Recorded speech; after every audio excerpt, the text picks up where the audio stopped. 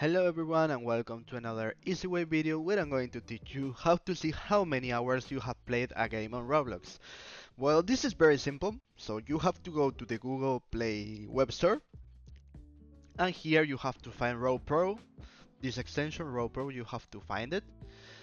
This works for Mozilla, Chrome, Opera, etc. So you have to add it. I'm on Opera, but I can install Opera Chrome extensions on Opera. So you install it. You wait a few seconds to the extension to install in your browser, and then you have to restart the Roblox website and press verify RowPro user. So you press this, and you have to press this button. It will open a Roblox game. Open to us a game, and we have to press generate verification code, and we will have to copy these emojis here, go back to Roblox and paste them.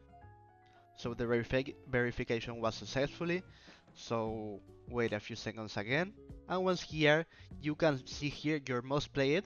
You have to select all time and here will appear all your played games, the time you have played them, etc.